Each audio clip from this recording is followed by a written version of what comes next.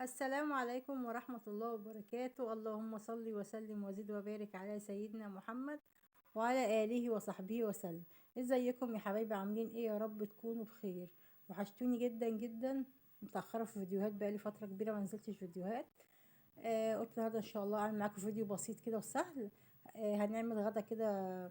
هو زمان كنا بنقول عليه غدا اقتصادي، تمام. انما دلوقتي كل حاجه، بما ان كل حاجه غاليه، ف يعني حتى البطاطس اللي هي موجوده على طول وكانت ارخص حاجه غاليه، والبيض وكل حاجه غاليه، فهو يعني يعتبر غدا متوسط يعني.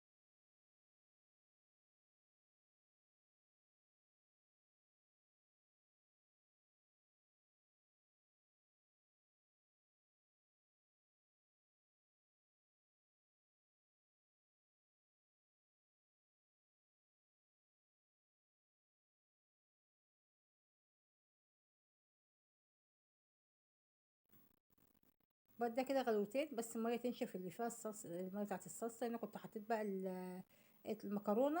بصي زي ما انت شايفه كده، مكعب المرق بفركه فرك حلو، خلي بالك عشان هو فيه ملح.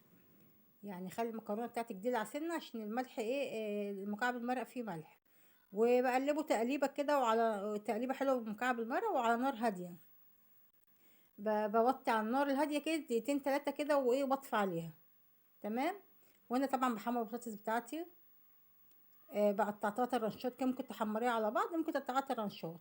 والبيض طبعا بدحرجته كده في الزيت برضو. وهنا بقى كان الاكل خلاص، بسم الله ما شاء الله. يعني الاكل يفتح النفس، اكل بسيط وسهل وسريع يعتبر. انت لو مستعجله تعمليه بسرعه. المكرونه والبيض والبطاطس والمخلل طبعا الليمون بتاعنا، وحاجه تفتح النفس زي ما انت شايفه كده. لو انت بقى مشتركتيش في قناتي، يا ريت تشتركي في القناه وتفعلي الجرس عشان يوصلك مني كل جديد. ما تنسيش تحطي اللايك. والسلام عليكم ورحمه الله وبركاته.